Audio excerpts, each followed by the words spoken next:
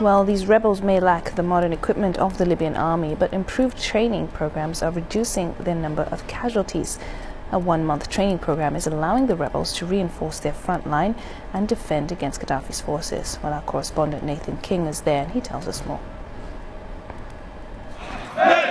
Now moving together as a unit. Here at the biggest training base in Benghazi, new recruits are put through their paces. Mori Al-Bijou set up this camp. He has no military training, a pilot by trade. He says he had to do something. When this whole thing started, I was on the front lines and I was seeing people getting killed, by the dozens every day. And we were not organized. Using the internet to get information on basic military tactics, Bijou developed this program. He believes it's a success, with a dramatic drop-off in casualties. There is more discipline, there is more training, we are much more organized. Considering for the last 5 weeks we've no casualties at all, which is really, really good, I'm so happy.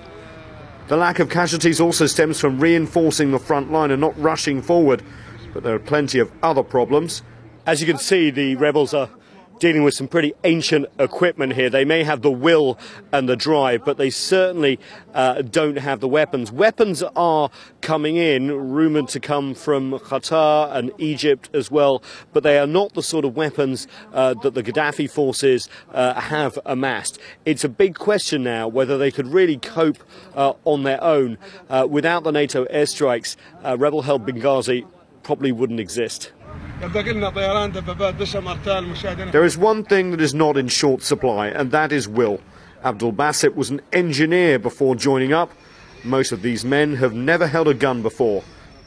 Before this revolution, I didn't even held a knife.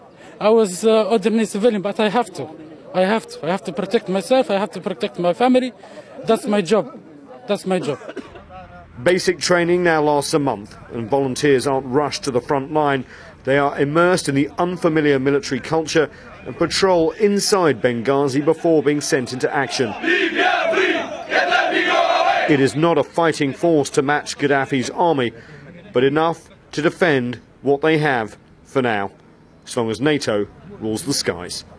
Nathan King, CCTV, Benghazi, Libya.